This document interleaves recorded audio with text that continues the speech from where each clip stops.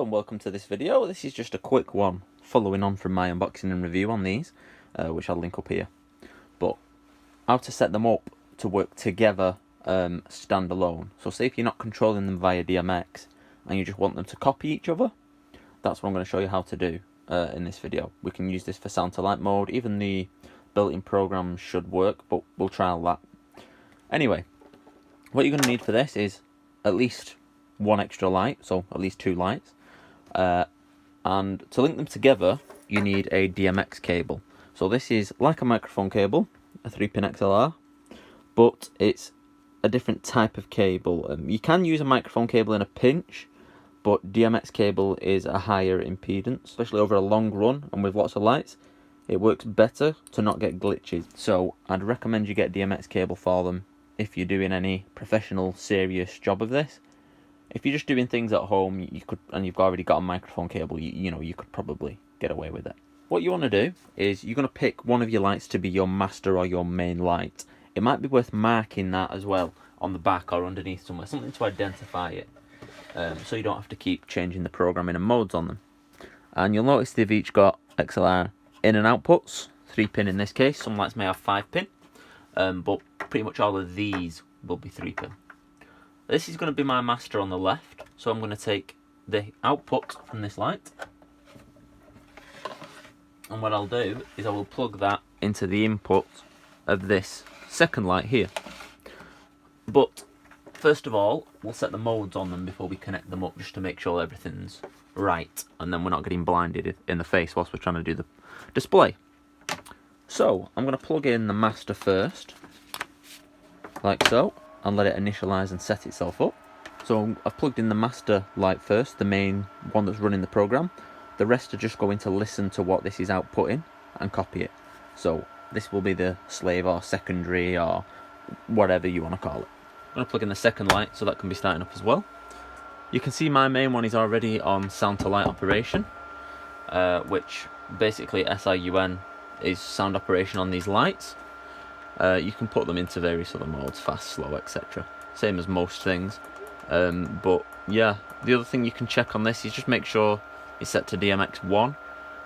It shouldn't really make any difference on the master, but some lights it may in rare cases. You can see my secondary light is now in sound mode as well. So what I'm going to do is I'm just going to go through mode until I get to the DMX channel screen here.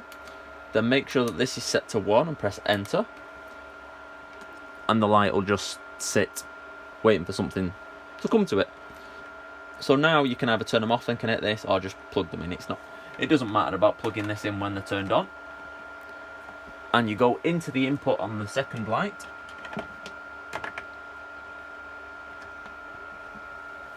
and that will now copy our main one. So you can see there's also a little light flash in there that it's detected there's another one talking to it. So now that will be a perfect copy, like for like, of everything that the main light does on the second light. You can carry this on by connecting a 3rd, a 4th, a 5th, 6th, 20th light if you want. It doesn't really matter. You can just keep going and link them all together. So let's just have a quick look on here and see if the fast modes and such copy, which they do, yeah. So when it's set to fast, when it's set to slow, the built-in programs are also copied across. Okay, so put it back onto sound operation now, so it's working sound to light. Now what you can do as well, say if you've got 2 of these lights either side of something, you'll notice most of the time when you set up in that way, they'll come in together, so there'll be sort of a mirror image. Now you can do that by inverting the pan and tilt. You'd usually do it on your secondary light. So what you do is go through the menu until you get to pan or tilt, and then you can use the up down to go to R tilt. R tilt means it reverses the tilt. So the tilt is that way. If I click reverse now, it'll come this way. Like that. So that reverses it in that way. The pan is the same, just the tilt, so when one is looking that way, the other one will look that way if you reverse it. And that gives you that kind of effect, if that's the one you're looking for. The other thing you can do is you can invert the pan. So if we go back to pan, and go R pan, that reverses the pan movement of the light. So now they'll come round and in together and sort of cross. A lot of the time you would usually reverse both the pan and tilt. Sometimes you just reverse the tilt, sometimes you might just want to reverse the pan. So let's put the tilt back to normal, for example, and show you that effect. So this is with reversed pan, but the tilt is the same way. The effects will also vary depending on what pan and tilt setting you've got them on, in terms of how far and how fast they turn. So for example, if we go into PA 540, that gives it 540 degrees of pan rotation. You can set it to 180, 360, 540. So if we set that to 180, it's only going to move a maximum of 180 degrees all the way around, and that's sort of the stop end. You can use this to configure them to only point in the front or the back, for example, in combination with the tilt. So if I set this, I set them to minimum, so 180 pan and 90 tilt. There's 90, 180 or 270 tilt, so I'm going to set that to 90. And with that set now, you'll notice that this one is moving to its full potential, but this light is only moving that little bit at the front there.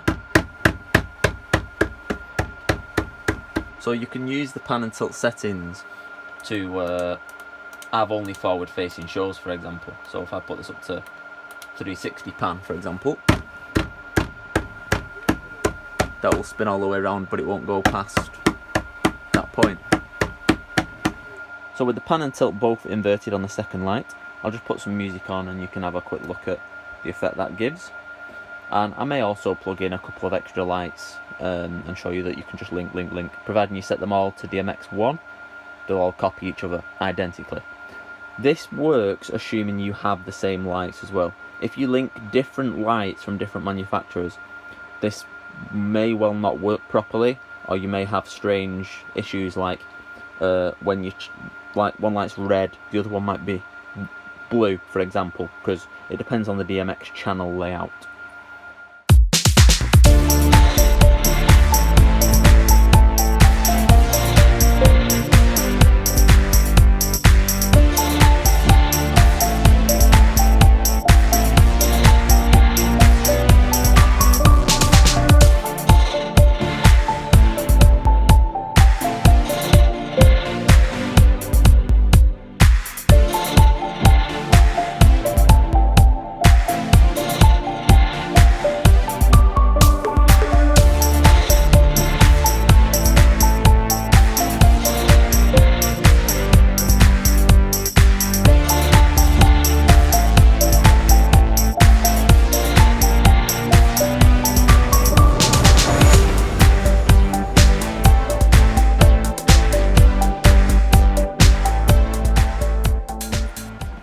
So that's a quick idea of two lights linked.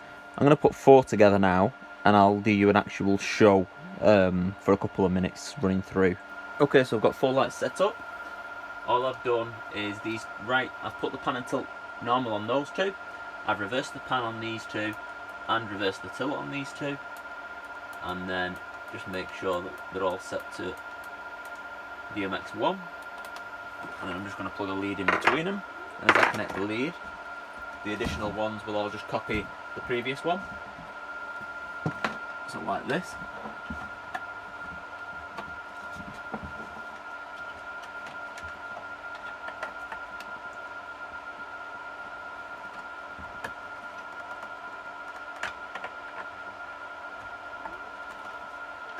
Like so.